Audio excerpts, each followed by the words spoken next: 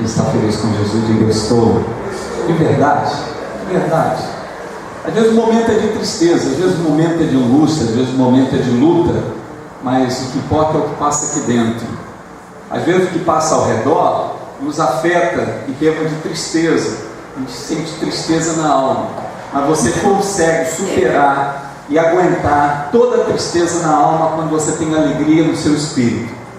E só um pode dar alegria ao nosso espírito. Não são as circunstâncias, não são os momentos favoráveis que possamos passar ou atravessar, mas é a alegria do Senhor direto no nosso coração, na nossa vida, do nosso espírito. Amém? A Bíblia diz: a alegria do Senhor é a nossa força. Amém? Você pode dizer isso para o seu irmão aí? A alegria do Senhor é a tua força. Tua força para te sustentar, para você se manter de pé, para você se manter de cabeça erguida e confiante nesse Deus vivo, nesse Deus maravilhoso. Nós temos nesses domingos pela manhã, e eu agradeço a Deus por você ter investido em estar domingo de manhã, e você desejar compreender a sua missão como igreja, porque igreja somos nós, cada um de nós somos a igreja do Senhor Jesus, e juntos nós formamos o corpo de Cristo. Mas cada um de nós, a Bíblia diz, somos templos do Espírito Santo. E ser templo do Espírito Santo significa deixar Ele agir, Ele se mover, Ele trabalhar, Ele moldar, Ele falar, Ele direcionar a nossa vida a cada dia. E com certeza o Espírito Santo, Ele tem um projeto para cada um de nós, individualmente, como indivíduos que somos, dentro do nosso propósito de vida que Deus tem para nós, como também Deus tem, através do Espírito Santo, a ação dele em cada coração, visualiza e tem como missão, como propósito, a igreja no todo, a igreja no coletivo. A nossa missão no mundo, ela se dá à medida que cada um de nós individualmente deixamos ser trabalhados pelo Espírito Santo. Então ele trabalha individualmente e ao mesmo tempo ele trabalha coletivamente, como igreja. Isso é projeto de Deus, amados. Nós temos trabalhado aqui aos domingos pela manhã, estamos aí com certeza não gastando um ano para falar de um tema tão importante, pelo contrário, investindo. É investimento nessa compreensão do que é ser igreja. Ser igreja não é apenas frequentar culto. Ser igreja não é apenas estar sentado num banco da igreja no horário de culto, uma vez por semana ou 2 vezes por semana. Isso não é ser igreja. O culto é importante, é a reunião, a congregação do povo de Deus para adorar o Senhor. Nós precisamos disso. Como cada um de nós também precisamos do nosso culto particular, ou seja, do nosso momento devocional, do nosso momento de oração. Estamos falando de oração esse mês. Uma igreja que ora. É um desafio. É um desafio muito grande, porque a nossa natureza humana não gosta de orar. Naturalmente, um homem, ele não ora. E se a gente se acomoda, irmãos, deixamos de ser uma igreja de oração. E muitas das vezes deixamos oportunidades passar, muitas das vezes perdemos vitórias grandiosas para a glória de Deus, porque às vezes não oramos. E Deus precisa nos despertar para isso, cada um de nós, a começar pelo pastor, a nos despertar para um desejo, para uma necessidade da alma, dentro de um anelo pela presença de Deus, não simplesmente na oração como busca ou fuga de um problema, busca de uma solução simplesmente, mas como uma comunhão com Deus. É esse despertamento que nós precisamos, cada um de nós, ter a respeito de oração. Eu queria pedir que você curvasse a sua cabeça para nós orarmos nesse momento, pedir a direção de Deus, para que Deus acrescente um pouco mais ao nosso coração aquilo que Ele quer nos falar, aquilo que Ele quer nos ensinar, aquilo que a Sua palavra tem a nos dizer. Querido Deus, no nome do Senhor Jesus, eu te agradeço, ó Deus, pela vida que tens nos dado, pela alegria, pela Tua paz que temos experimentado, por esse gozo na alma que só o Teu Espírito pode produzir, trazendo esperança, trazendo, ó Deus, e despertando fé em nosso coração, permitindo que nós possamos, através desta fé, vislumbrar oportunidades, vislumbrar vitória em meio à guerra, vislumbrar uma saída em meio a uma situação crítica. Podemos, ó Deus, perceber que todo o teu propósito na nossa vida é para a glória do teu nome, e por isso estamos aqui, Senhor, nessa visão de fé, para aprender um pouco mais, e que a tua palavra nos ensine, que o teu Espírito Santo seja o nosso professor. É o que nós te pedimos em nome de Jesus. Diga amém, meu irmão. Graças a Deus. Abra sua Bíblia, por favor, em Marcos capítulo 11. Marcos 11. Eu quero ler versos 22 a 24. Marcos capítulo 11, a partir do versículo 22.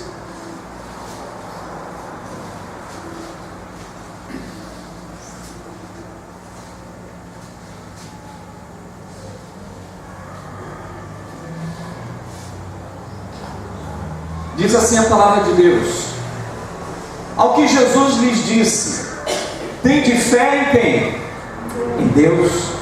Porque em verdade vos afirmo, que se alguém disser a este monte, ergue-te e lança-te no mar, e não duvidar no seu coração, mas crê que se fará o que diz, assim será com ele. O verso 24 conclui: por isso vos digo, que tudo quanto em oração pedirdes, crede que recebestes, e será assim convosco. Vamos ler o verso 24? Por isso vos digo, que tudo quanto em oração pedirdes, crede que recebestes, e será assim convosco.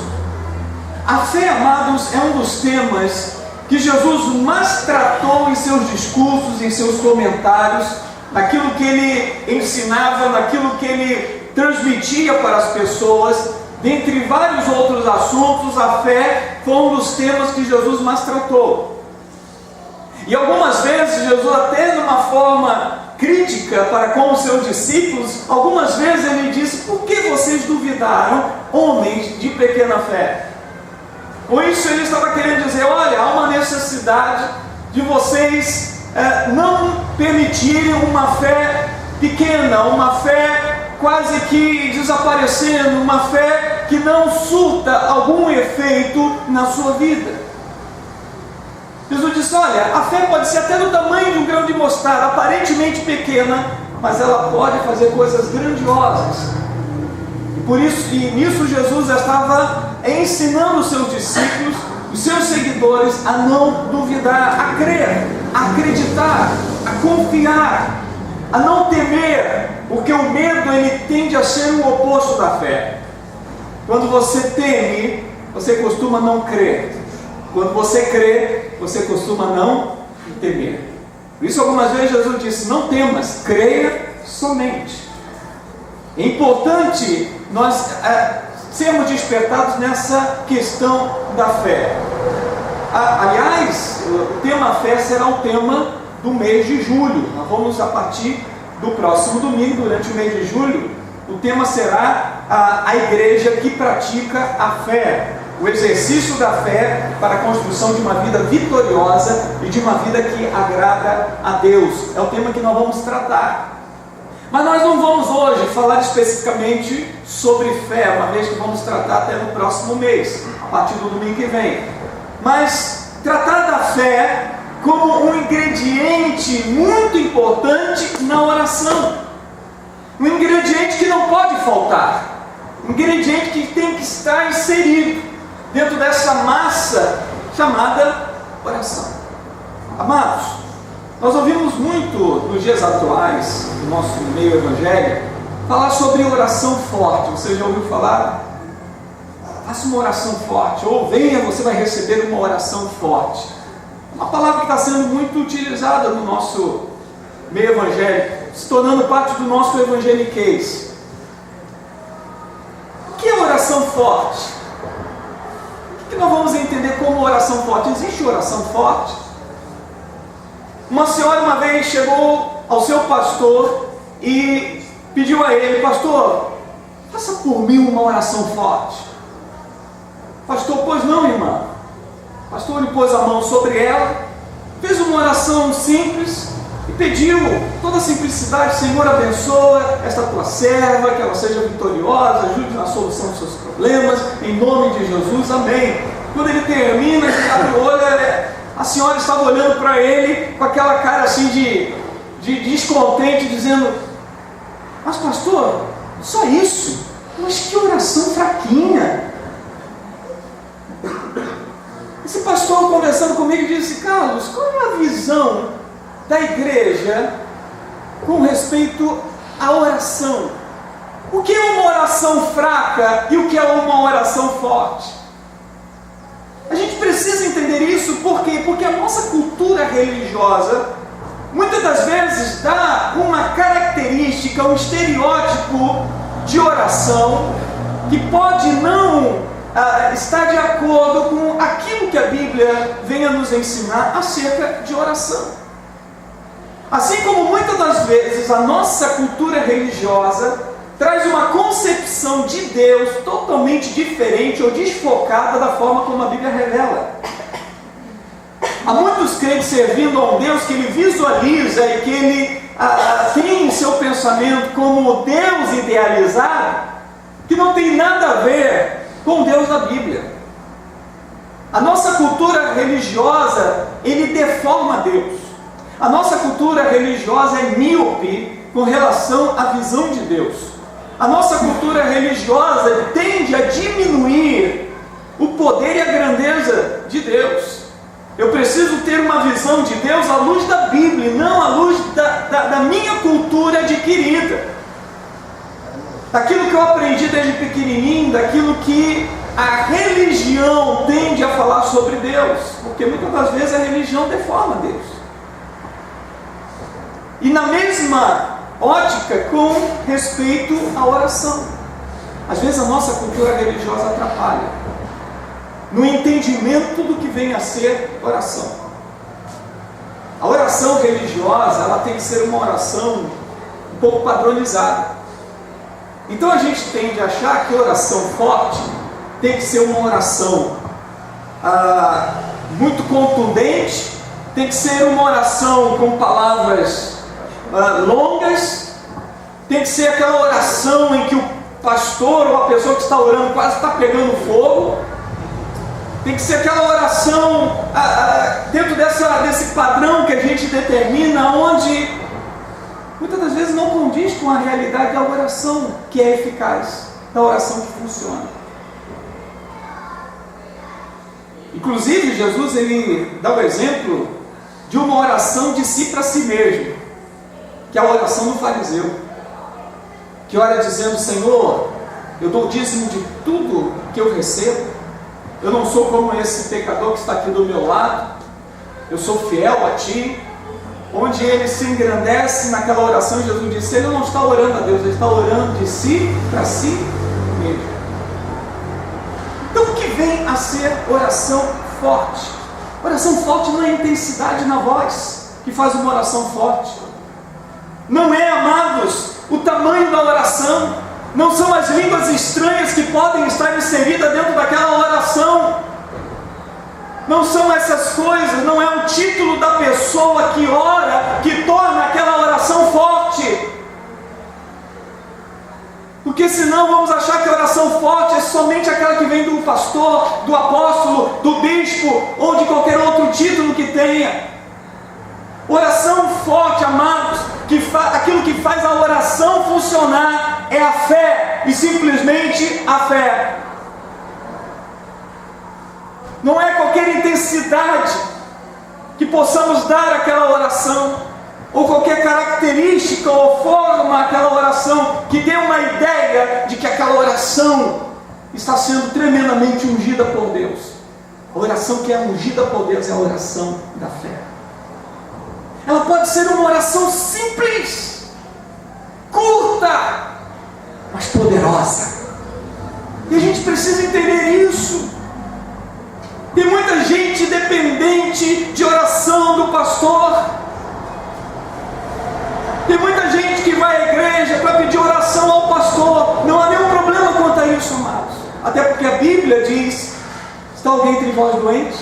Chame os presbíteros da igreja e este faça oração sobre ele. Isso é bíblico. Mas eu não posso ser um dependente disso e achando que somente essa oração é que é poderosa e que funciona e que vai resolver o meu problema. Nós precisamos entender que a nossa oração, por mais simples que seja, por mais que eu não ore com as mesmas palavras que o pastor fulano de tal consegue orar palavras tão bonitas, mas a minha oração, por mais simples que seja, se ela tiver fé, essa é a oração forte. Diga para o seu irmão, sua oração pode ser forte, né? Pode? Claro que pode. De repente até mais forte que do pastor. Porque é a oração da fé. Quando há um ingrediente fé, essa oração chega à presença do Todo-Poderoso. Essa oração penetra os céus, passa por qualquer bloqueio demoníaco e chega à presença do Senhor. Essa é a oração que passa do teto. Não é que bate e volta. A oração religiosa bate e volta. A oração de si para si mesmo bate e volta. Deus não dá nem conta desse tipo de oração. Mas é a oração da fé. Essa é a oração que a Bíblia diz que é como um incenso que chega à presença do Senhor e agrada a Deus. Amém? Quer ver um exemplo bíblico disso que eu estou falando? Se você abrir a sua Bíblia em 1 Reis, capítulo 18, abra lá. Velho Testamento, 1 Reis, capítulo 18, versículo 36.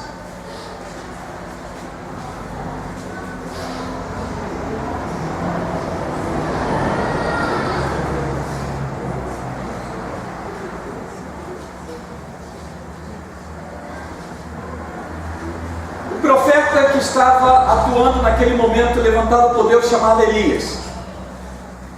Devido ao reinado do rei Acabe, influenciado por uma mulher maligna chamada Jezabel, o povo foi incentivado a adorar outros deuses, a adorar a Baal. A idolatria penetrou no meio do povo de Deus, no meio de Israel.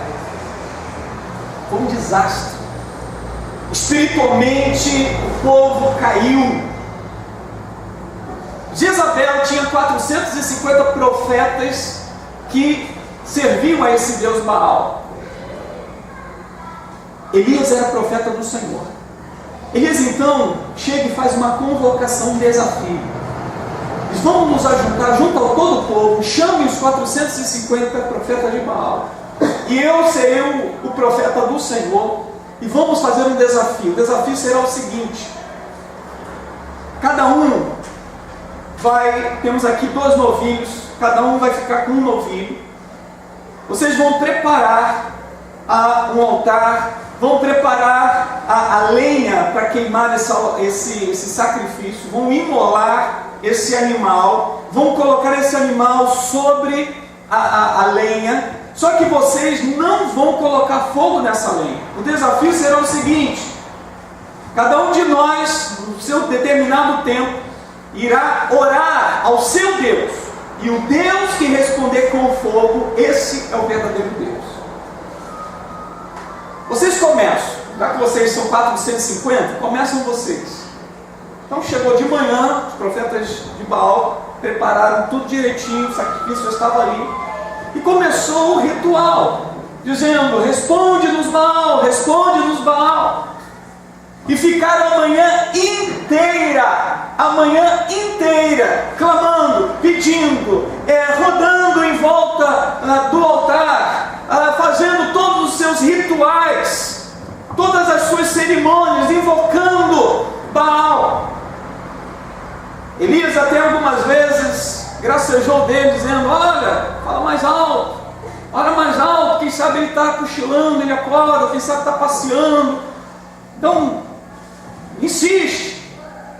E diz que eles começaram a se retalhar, sangue começou a sair dos seus corpos, como parte daquele ritual, e pedindo: responde-nos Baal, responde-nos Baal. Chegou o meio-dia, nada. Chegou até entrar um pouquinho na parte da tarde, e nada. Nenhuma resposta. Fizeram todo tipo de oração possível. Aí chegou a vez de Elias.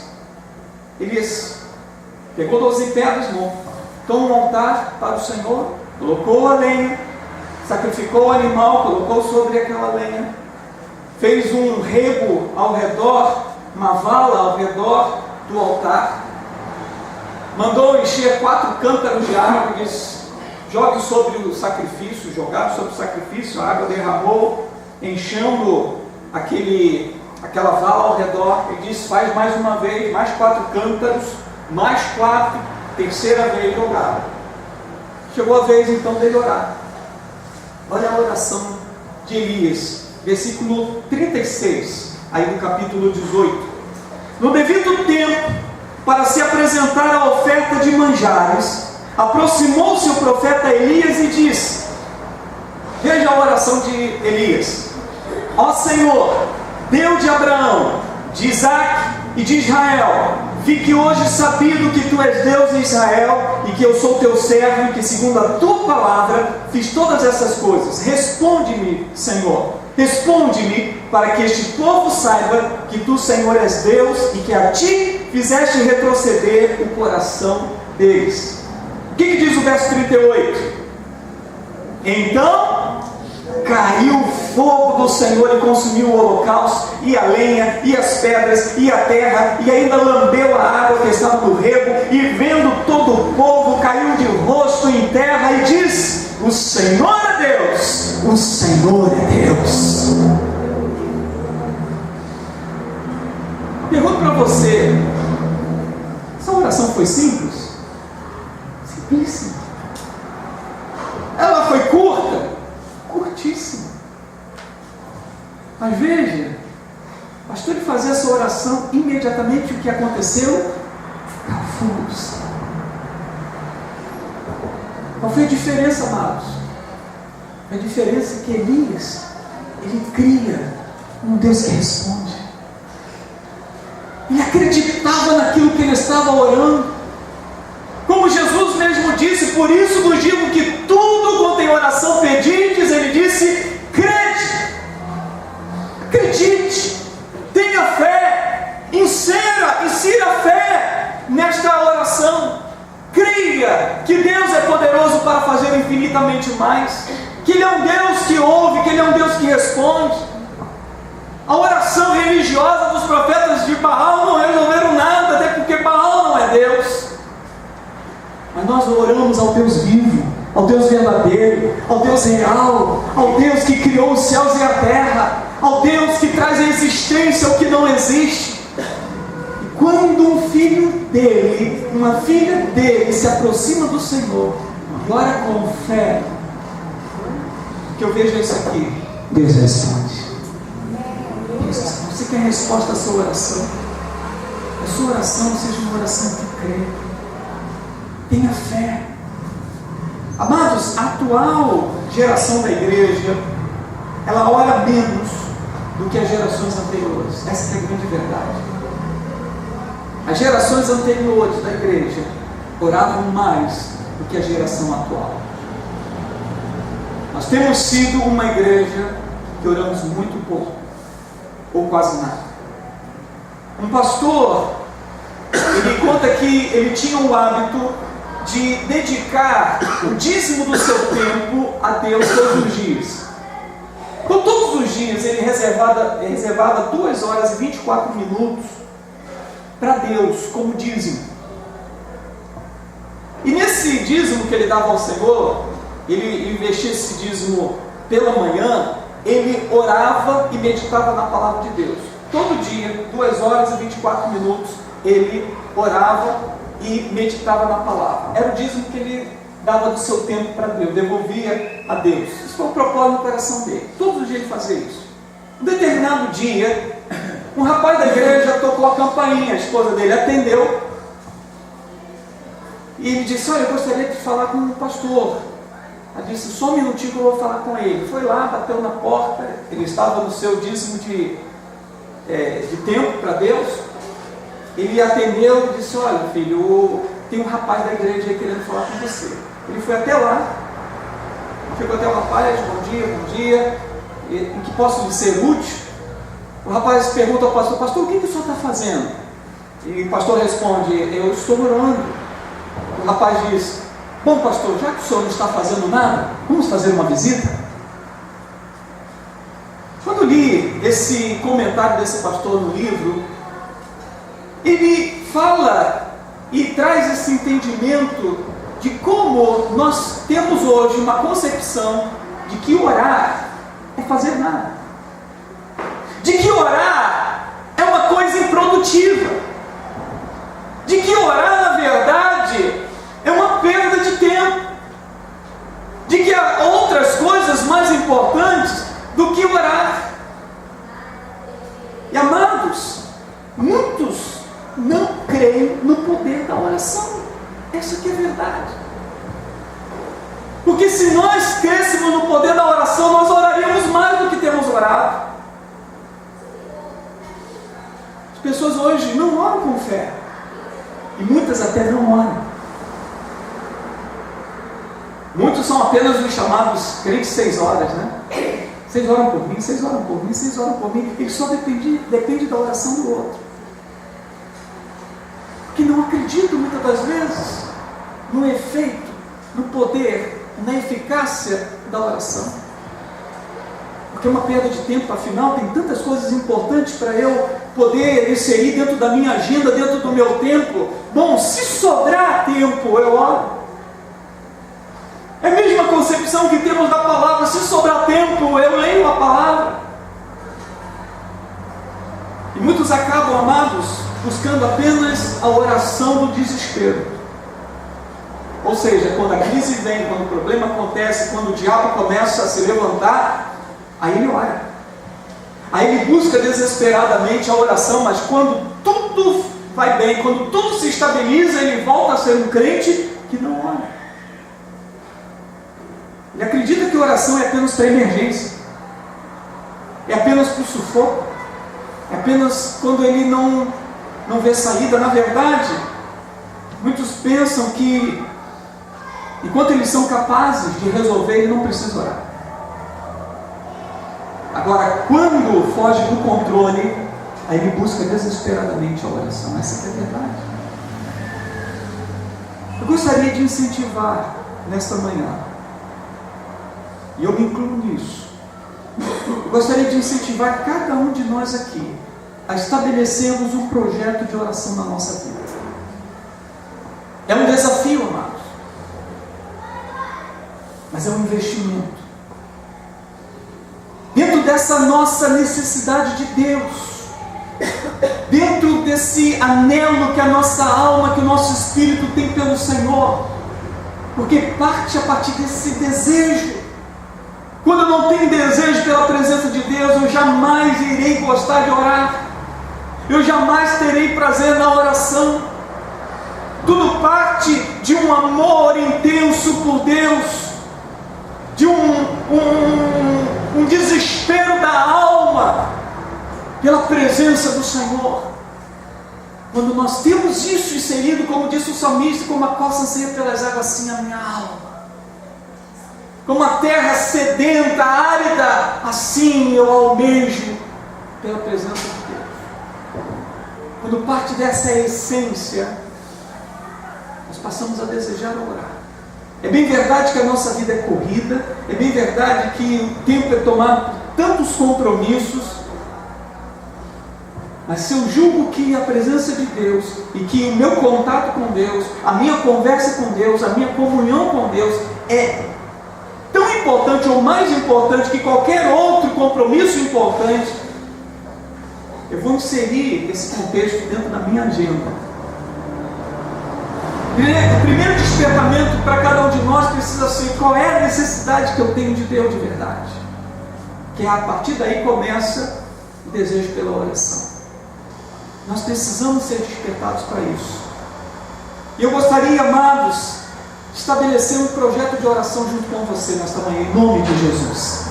Em primeiro lugar, estabelecer um propósito, ou seja, um momento de oração todos os dias. Um momento, cada um define o seu momento, mas O propósito é um momento de oração todos os dias. Segundo, estabelecer um horário. O melhor horário do seu dia. Qual é o melhor horário do seu dia? É aquele horário que você tem para estar com Deus. Pode ser de manhã, pode ser de tarde, pode ser de noite, pode ser até de madrugada. Normalmente, madrugada é o melhor horário. É o horário do silêncio, é o horário que os filhos estão dormindo, a televisão está desligada, que a gente não tem distrações ao nosso redor, não é? O único, talvez, impedimento seja o sono, seja o cansaço. Mas eu tenho uma experiência, eu acredito que muitos aqui tenham. Algumas vezes eu pedi para Deus me acordar de madrugada para orar. Meus irmãos, é mais eficiente que despertador. Ele acorda. E olha, acorda sem sono. Impressionante é isso. Você acorda sem sono. Eu sou meio assim de acordar. Se eu acordar de madrugada, eu acordo com muito sono. Eu sou daqueles que levam quase 5 minutos para levantar da cama. Para levantar, porque sentar na cama leva mais de 5 minutos. Só para me levantar de verdade. Acorda. Porque é o melhor horário. Só que às vezes é o horário que a gente deixa para o nosso sono reparador, mas a verdade é que é o melhor horário, para ser franco. Mas pode ser de dia. Cada um de nós aqui temos, né, o nosso ambiente, temos você de repente de manhã é onde a tua casa está calma, teus filhos estão na escola, o marido está trabalhando, né, e você tem aquele tempo para poder orar. Um horário, estabelecer um horário. De manhã, de tarde, de noite ou madrugada.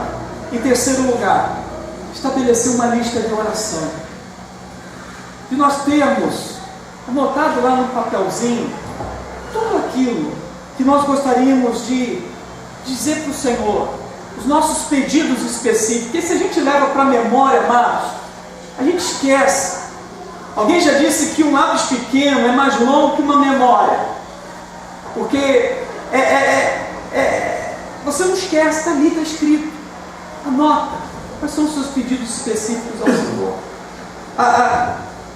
Pessoas por quem interceder, que você gostaria de orar, de pedir ao Senhor, para ninguém ficar de fora. Anota, vá atualizando aquela lista, leve essa lista junto com você. Na sua oração, esteja ali com aquilo na sua frente, vai falando ao Senhor, vai colocando diante de Deus os alvos que você deseja alcançar. Anota. Requer disciplina isso. Mas, amados, eu acho que será um grande investimento na nossa vida espiritual e na vida da nossa igreja também. Vamos orar mais? Vamos orar mais? Vamos estabelecer um projeto de oração na nossa vida? Amém? Amém? Eu não vou vigiar você, eu não vou perguntar se você está fazendo. Isso é um propósito com Deus. Propósito meu, diante da necessidade que o Espírito Santo tem falado a você, tem trabalhado em seu coração, para que nós possamos crescer como homens e mulheres que oram. Nós vamos ver coisas grandiosas, nós vamos ver um mover de Deus como nunca antes visto, nós vamos ter respostas tremendas na nossa vida, amados. Nós vamos nos preocupar menos, porque se a gente não está orando, certamente estamos nos preocupando. Você vai perceber que vai ser diferente daqui para frente. Em nome do Senhor Jesus. Eu digo isso pela fé. Em nome de Jesus. Porque eu creio na palavra de Tiago, capítulo 5, verso 16. Quando ele diz: confessai, pois, os vossos pecados uns aos outros, e orai uns pelos outros para serem curados. Aí ele conclui dizendo: muito pode, por sua eficácia, a súplica do justo. Nem a súplica do pastor Carlos, ou do pastor Anderson, ou do diácono A ou B. Súplica daquele que foi justificado pelo sangue do Cordeiro. Eu e você, nós que somos salvos em Cristo Jesus, que amamos o Senhor de paixão, e que se formos a Ele em fé, que é a oração da fé que Deus responde, é a oração daquele que crê Não é a oração daquele que reclama, que se lamenta, que murmura, mas é a oração daquele que acredita. Como aquela mulher, 12 anos, sobre a língua hemorragia, ela dizia todo dia, isso era a sua oração ao Senhor: eu creio que se eu tocar nas suas vestes eu ficarei curado. É isso que Deus está procurando da gente. Deus está procurando gente como aquele centurião que foi até Jesus e disse: basta apenas uma palavra e eu acredito que meu servo será curado. Ir a Deus acreditando que Ele é poderoso para fazer muito além do que eu imagino, orar até mesmo do que eu peço a Ele. Você está disposto a isso em nome de Jesus? Investir mais em oração? Faça isso diante do Senhor. Vamos orar então?